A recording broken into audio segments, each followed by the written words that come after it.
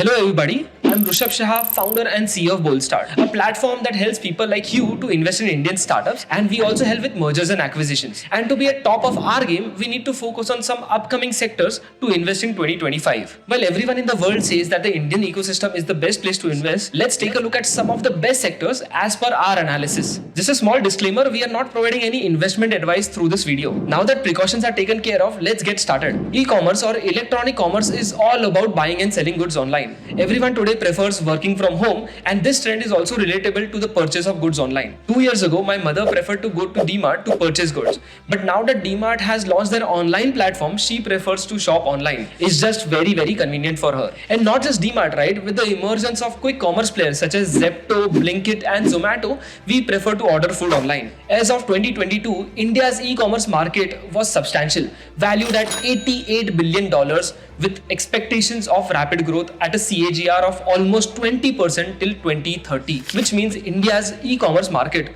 will be worth $400 billion by 2030. And by 2040, it is projected that the Indian retail market and e-commerce market is going to keep on increasing very rapidly. Now, this growth is part of a broader trend observed globally, where retail market is already reached an impressive $17 trillion with $3.4 trillion alone flowing in through retail e-commerce market. This interconnection highlights not only India's significant role in global market, but also the expansive reach and the impact of e-commerce worldwide. But e-commerce in India accounted for significant portion of retail revenue. Looking ahead to 2040, it could represent a much larger share of the expanding market. The food e-commerce segment in India, while smaller, is also growing very rapidly. In 2022, it generated significant revenue with expectation of substantial growth by 2040, likely capturing a larger market share as online grocery delivery services expand very rapidly. This expansion of e-commerce is fueled by broader internet access and increase of smartphone usage. For instance, in India, smartphone penetration grew from 26% in 2018 to 36% in 2022. That is an increase of 10% in just 4 years' time. And it is expected to hit 56% by 2027. That is the next 3 years. That's hundreds of millions of new digital shoppers. And with the improvements in infrastructure like internet access and innovative delivery solutions, shopping online has become easier and much faster, reaching more consumers every single day. Now, social commerce is another sector to focus on. More people are making purchases directly through social media platforms like Instagram, for example, merging social media with super convenient shopping experience. But have you ever wondered what powers these innovations? The answer is superconductors. Today's superconductors or microchips are more than just components. They are the backbone of technological innovation. And the industry, it's growing at an unprecedented pace. In the early 21st century, a shift occurred in the semiconductor industry. Manufacturers began chasing smaller and smaller distances between the chips transistors. This pursuit gave rise to a disaggregated business model. On one side, we have the fabless semiconductors like Nvidia and Qualcomm designing chips. On the other hand, we have specialized manufacturers like TSMC and Intel who produce these chips on high-tech factories called fabs. By 2040, the semiconductor industry's revenue is projected to skyrocket from 630 billion in 2022 to an astounding $2.4 trillion, growing 6 to 8% every single year. But why is there such a huge demand now? It is not a news that generative AI is a game changer. By 2030, it is estimated that the demand for computational power for generative AI could reach 25 quintillion flops, a staggering annual growth rate of 125%. To understand the significance of 1 quintillion flop, let's understand what is a flop. A flop is basically an acronym for floating point operations. It is used to measure a computer's computational capacity. In other words, flop is a measure of computer's performance. We use flop to measure a computer's calculation speed. In 1964, the world's fastest computer, the CDC 6600, could deliver 1 million flop. And today, after 60 years, the Mac Pro can deliver around 10 teraflop, which is 1 million times more faster than the computer in 1964. And the industry giants like Google's DeepMind and Microsoft are running AI investments with supercomputing clusters worth $100 billion on the horizon. Revenue from semiconductors used in computing and data storage is expected to nearly double or even quadruple, reaching to $890 billion by 2040. The servers powered by the advanced chips are lifeline of AI and cloud infrastructure. But computing and cloud aren't the only stars of this show. There's another sector revving up for a semiconductor revolution, the automotive sector. In 2022, a semiconductor used in vehicles generated $60 billion in revenue. But by 2040, the number could grow to $300 billion or even $390 billion with a CAGR of 10 to 11%. And why the explosive growth today? Well, electric vehicles need roughly 10 times as many semiconductors as traditional cars. Then there is wireless communications and so much more happening. Semiconductor revenue from wireless devices is set to grow from $180 billion in 2022 to $500 billion by 2040, a CAGR of 5 to 6%. This growth hinges on two key factors. First, the increasing adoption of smartphones, particularly in developing economies, and second, the rise of mid-tier and 5G enabled devices which rely on more advanced and expensive chips. This explosive growth hasn't gone unnoticed at all. Governments worldwide are stepping in to support the industry. Countries like China, the European Union, and the United States are offering significant subsidies to bolster domestic manufacturing and semiconductors. And it's not just governments, right? The semiconductor industry itself is heavily investing in R&D and manufacturing. From 2015 to 2022, the capital expenditures grew at 16% per year. The industry is dominated by four major players. First, there are fabless designers like Nvidia and Qualcomm, which are focusing on designing chips.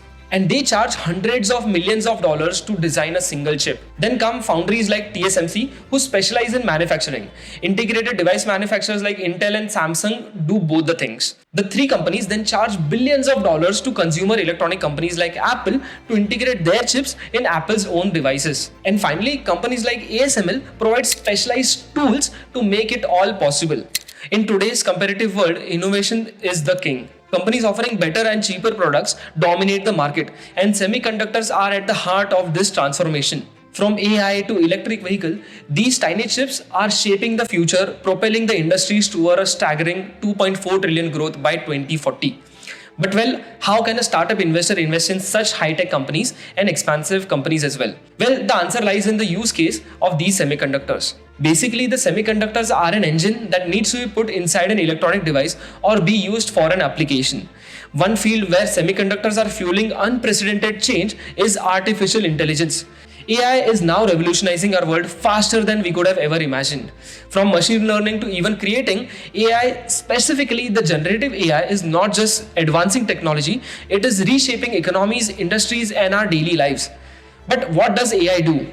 It basically performs the same human tasks such as thinking, learning, and even creating without getting tired.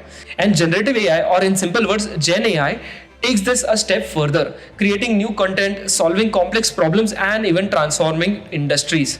In late 2022, OpenAI launched ChatGPT, an AI tool that could not only understand questions but also reason with them and respond with human-like precision. And boy, did it take the world by a storm. Well, Gen AI not only made headlines and excited markets, but it also captivated investors. In just 1 year's time, equity investments in Gen AI skyrocketed from $5 billion in 2022 to an astonishing $36 billion in 2023. That is an increase of $31 billion in just 1 year's time.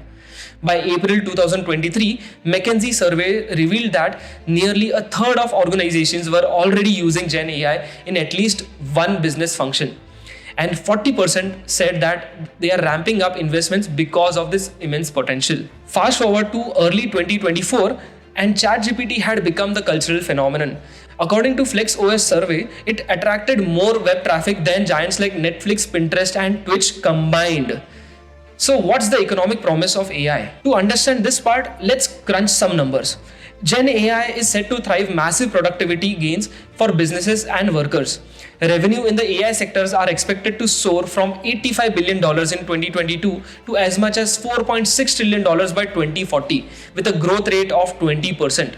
Gen AI could generate $2.6 trillion to $4.4 trillion annually just from enterprise use cases. And around 75% of this value will come from key areas such as customer operations, marketing and sales, software engineering, and research and development. And when you add everything together, the total economic potential of AI by 2040 is estimated to be between $15 to $20 trillion annually. That's more than the GDP of some of the largest economies today. But to hit that $20 trillion figure, two things need to happen. widespread adoption of AI across industries and real results that are cost reductions, revenue growth, and productivity gains. Right now, we are standing at the dawn of an AI revolution, one that promises to redefine how we work, live, and interact. With its potential to add trillions of dollars to global economy, the question isn't whether AI will change the world, it is how fast and how far will we go. Now, let's talk about electric vehicles or EVs, a sector that is charging ahead at lightning speed. India has set an ambitious target of approaching 30% electric vehicle adoption by 2030, and the market is buzzing with much more funding in this activity area. Government subsidies, advancements in battery technologies, and rising consumer awareness are driving this shift. While EV startups face few challenges such as consumer servicing, established players like Tata Motors and battery manufacturers are well positioned to lead this charge. For startup investors, EV space offers green and sustainable investment opportunity that aligns with global trends. Finally, let's discuss about renewable and climate tech. India has set ambitious goals to achieve 500 gigawatt of renewable energy capacity by 2030, focusing on solar, wind, and hydropower. Companies like Adani Green and Suzlon are at the forefront of this transformation. Investing in renewables isn't just about financial returns, it is about contributing to sustainable future as well. Climate tech and renewable energies are substantial sectors that will drive both economies and environmental progress in the coming years. Just to recap, for startup investors, sectors such as e-commerce, consumer electronics, and healthcare are going to be most promising sectors. And now that Donald Trump is back in the office, we might see a small slowdown of funding in the green tech startups. If you have not yet subscribed to our channel, please do so to receive timely updates on the latest startup investment tips.